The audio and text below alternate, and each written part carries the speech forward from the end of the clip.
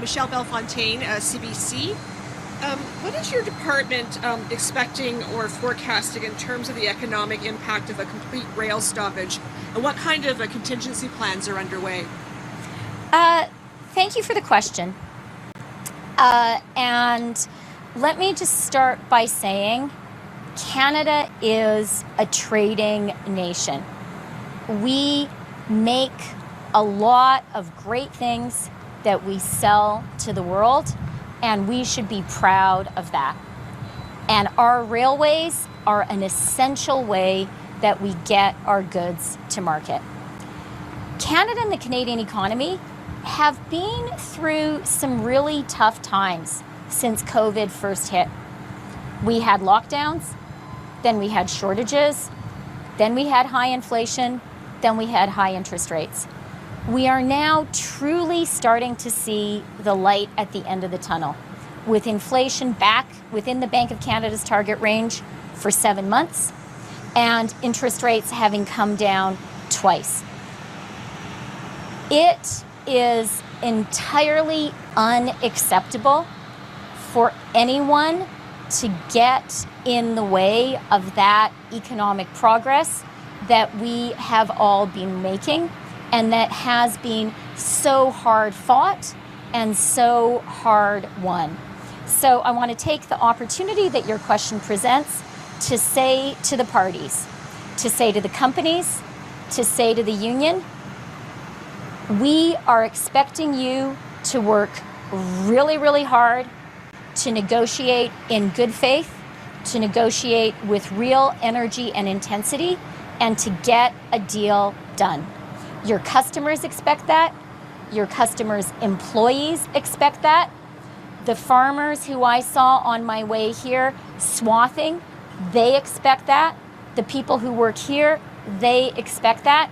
Canada and Canadians expect that. So we know the best deals are reached at the negotiating table. We are expecting the parties to roll up their sleeves and get a deal done ASAP.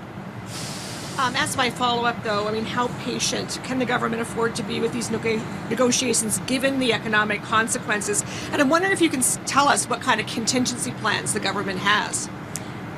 Our plan is for the parties to listen to Canadians, listen to their neighbors, listen to their friends, to recognize that it is totally unacceptable for us as a country to sabotage ourselves right now. We have been through a lot.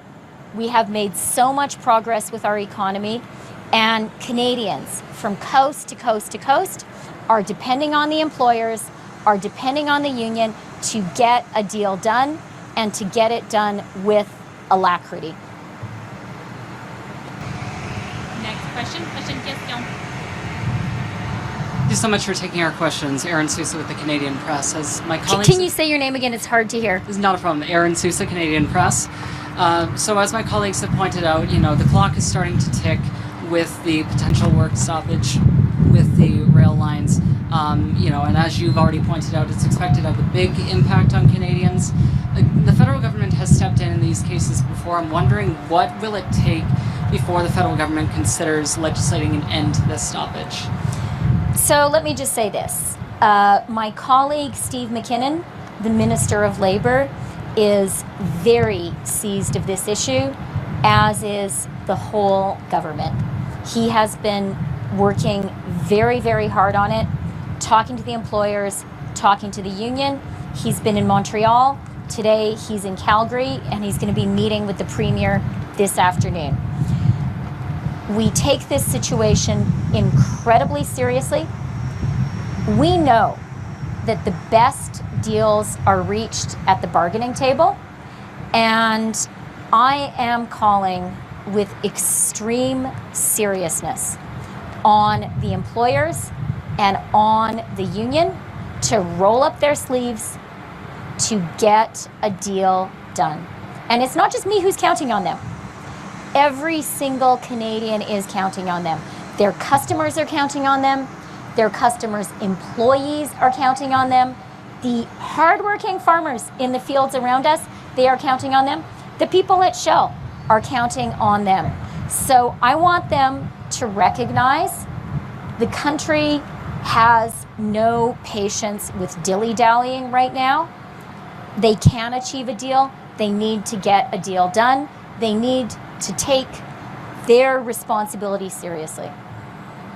Yes, as my follow-up to that, what would you say then to the small businesses, the Canadians, companies in general, who are going to be impacted by struggles with backlogs with this kind of work stoppage? I would say, let's as a country be united in sending a very clear message to the companies and to the union. It is not acceptable for us to do this act of self-harm to the Canadian economy. You have the responsibility to get a deal done.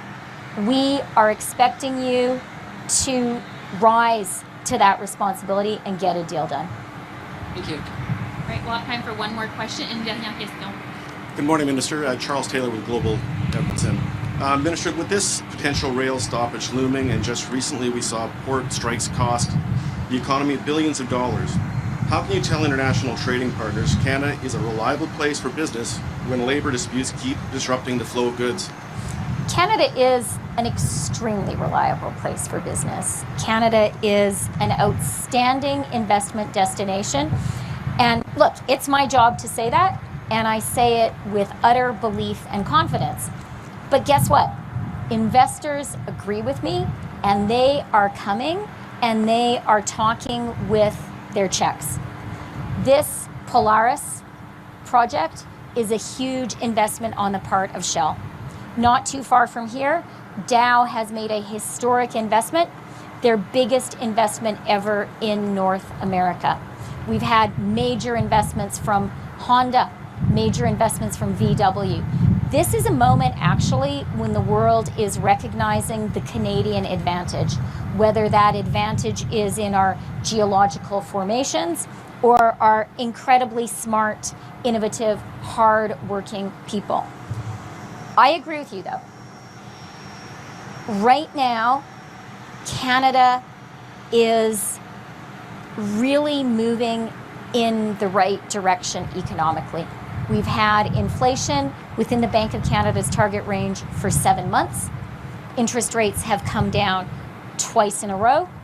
We have major foreign investment pouring into our country. And we simply cannot afford, we cannot tolerate a self-inflicted wound. And that's why I am saying, with real seriousness to the companies and to the union, your country is counting on you. Your friends, your neighbors, your relatives, every single one of them needs you to do your job, take your responsibility seriously, and get a deal. Follow-up, Minister. The Canadian Chemical Association says cities at best have only 2 weeks of chemicals to treat drinking water, which can only be transported by rail. Will your government commit to ending the labor dispute before there are issues with drinking water? Again, Charles, thank you for the question. I take this situation extremely seriously. So does our whole government. Steve McKinnon, our labor minister, is working really 24/7 on this. We know the best deals are reached at the bargaining table, and we know whose responsibility it is to get a deal. It's the responsibility of the companies. It's the responsibility of the union. Your questions are important, and your questions are the questions every single person in Canada is asking. I want the employers, I want the unions to hear us. I want them to roll up their sleeves to recognize Canadians need them to get this done, to reach a deal, so we can keep on moving forward. All right, that concludes today's press conference.